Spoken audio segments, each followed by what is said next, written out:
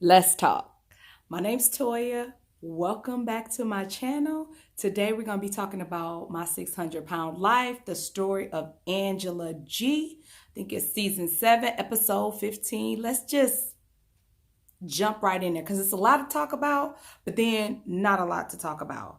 So first of all, this is for entertainment purposes. This is a safe place. This is a safe 600-pound life zone. We just like to talk. We just like to share, have some good discussion. If y'all haven't checked out my comment section, check it out because it be going down in there. I be like, girl, I missed that. I be like, that's a good point. It's some real 600-pound life fans off up in here. So I just want to thank y'all for watching this video. And let's just recap this video. Let's just talk about Angela. So first of all, I have to say that I felt like this was Angela versus Dr. Now. And I felt like that the entire show. It was just straight up like a boxing match. Back and forth, back and forth. I felt like there was two sides of Angela. I felt like there was Angela before she went to go see Dr. Now. I'm gonna be dead next year. I know I am. There was the Angela after she went to see Dr. Now. I don't feel like I'm sabotaging myself at all, because if it was that, I would just quit. You know, I would do the real sabotage, and I don't half-ass anything. I see why they picked her to be on the show. I see how she made the show. I can imagine her audition tape. She was very articulate. I mean, from the beginning, I was like, Angela, like I was hoping the best for her. I was like, yes. I was watching it like, girl, I could just see her transformation story just being so amazing and being so inspirational because she was so honest. She was so forthright. She wasn't really making excuses. She was direct. She was to the point. I was like, I was taken aback by her candor. You know, so I really liked her from the beginning. I was like, we're not going to be playing games with this episode because she's just going for it. And then she met Dr. Now, and then I feel like she was a whole nother person. It starts, she's in the bed. That start off scene was a lot.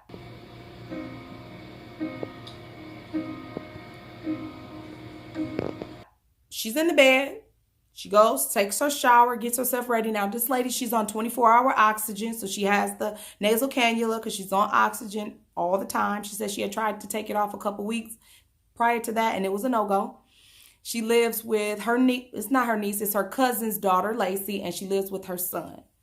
So it starts out, you know, she gets up, goes, takes a shower. And again, I really liked her honesty. She was just talking about how, you know, she was used to be well kept, well dressed. And now she talked about how she really not bathing herself that good because she can't.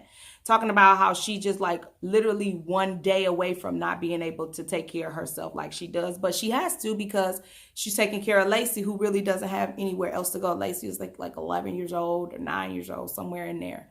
And she's taking care of her, so she feels like that's what really motivates her and gets her up and gets her going from day to day. So, you know, she gets a shower, gets dressed. People don't like when I say something about the shower scene, but I'm sorry. I feel like, do they have to do that? And yes, it shows us the struggles, but we can see her struggles without them being naked. People just, I'm sorry. Every time they show it, how am I not going to say something? And somebody's like, don't watch. You have to watch. Like, if you watch 600-Pound Life when they have the shower scene, you're going to watch it. But that's another thing. Like some people's like, they can't interfere because it's a documentary. I don't know. Is it a documentary or is it reality TV? Because that makes a big difference. There are some people who's been on the show who said that there's a level of scripting that's in the show. Now, if there's scripting that's in this show, I don't think it can be called a documentary. That word is hard for me to say, documentary. But anyway, let's keep this story moving. So it starts with Lacey and Angela in the kitchen. Really, I mean, her mobility is very limited, but she making it work. She getting around the kitchen. Lacey pretty much helping her cook. They cooking. She gets off to school, and then she gets in the car. Her son her daughter comes over with her grandchild. And they bring her stuff to eat and they eat. And then she says she eats pretty much all day while Lacey's gone. Now her son took her to the store. I mean, we've seen people go to the store on this show. But when I tell you that they filled up this buggy and they filled up this cart, they filled up this buggy and they filled up that cart. She says she could do a lot of her groceries online, but sometimes she does, go ahead and go to the store. Then it starts to tell her history. She was pretty much overweight her whole childhood, and she felt like her mom had a problem with it. And so they really didn't click. She never really felt like her mom loved her. She pretty much just went through her whole, childhood, overweight, on the bigger side. So in her 20s, though, it seems like where she really started to pick up weight after she had her children in particularly. She started picking up a lot of weight. But then I believe it was when she turned 20, I want to say 28 or 24, she had gastric bypass. And she was 400 pounds at the time. And then she lost 150 pounds, got down to 250 pounds. And so once she got down to 250, she said she started partying, started drinking, was living life, living good, eating, got out of hand. And the whole time she had 2 kids.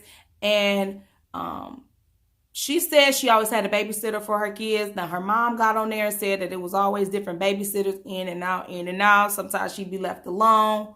We don't really know. Long story short, somebody ended up calling Child Protective Services and the children got taken away from her and they moved with her mother. And she was very upset because she felt like there was room and opportunity where the kids could have came back with her. But her mom pretty much like, nope, that's not happening. They stand with me.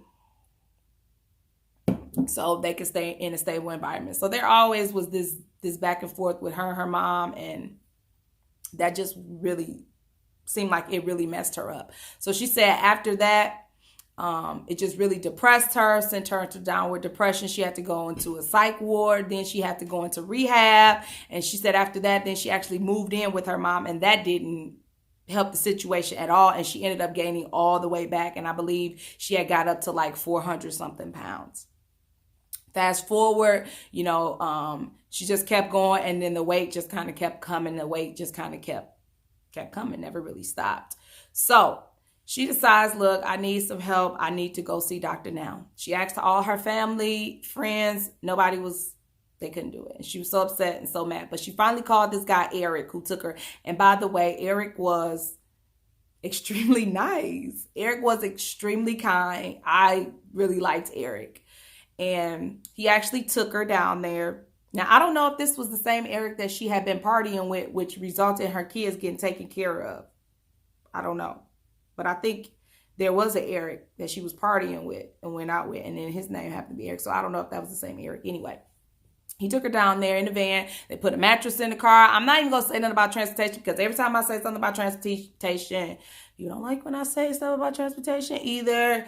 But I mean, that's so unsafe what they do. Like, yes, they agreed to be on the show and they need to get down there and it's up to you. But this is not normal circumstances that we are dealing with. This lady is on an oxygen tank. She is 600 pounds. So got in the back of a minivan. They put a mattress down there.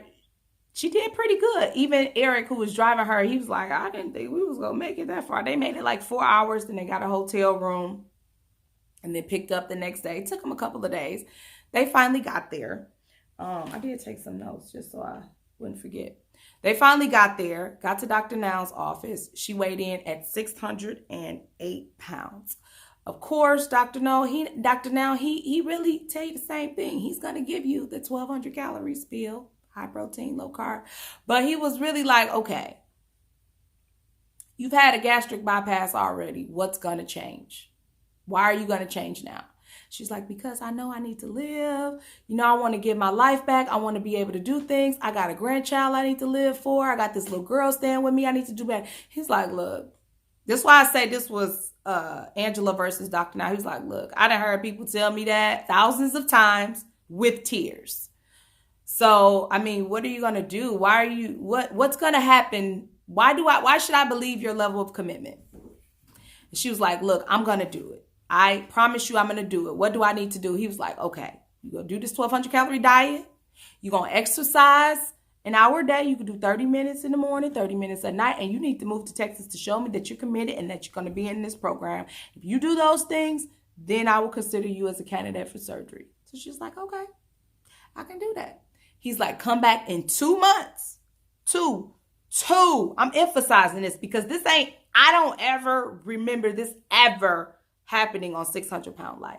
He said, I'm going to give you 2 months to lose 40 pounds.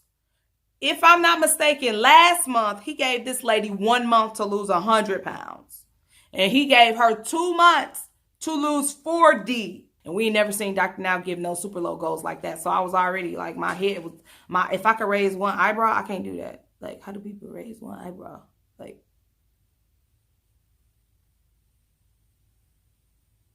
I can't. So she went home. Her and Lacey started trying to eat healthy, do better. She asked Lacey, the little girl, like, do you think I could get down to Dr. Now's goal, $199? Lacey was like, no. I'm like, kids will always tell you the truth. So she said she was doing her exercises, eating. The camera showed her eating good. I mean, it didn't catch her slipping. She has not made it back to Texas. And so they do a Skype or a FaceTime or whatever. And Dr. Now's like, okay, what's going on? Well, I'm going to need some more time, to get down there. I'm still trying to find an apartment. We still trying to make our way. He's like, look, you making all these excuses and I don't want to hear all these excuses. You got to show your commitment. You can't just be doing whatever you want. This is not your program. When we make an appointment, you need to keep it. You need to stop ducking and dodging us. And you need to keep these appointments and take it serious. So over 2 months, your goal would be 60 pounds. I've lost over 70 pounds. Yes, but you need to just take your word for that. Yes, sir. So you've been able to go somewhere to weigh yourself? How do you know what you're weighing? Not that I know what my weight is. He was like, so you just up here self-guessing how much weight you done lost. Is that that's what we're doing now? You gonna self-guess that you done lost 70. She's like, yeah, I done lost 70 pounds. He like, okay, well, come in and see me and let's prove it. So we at month 6 now.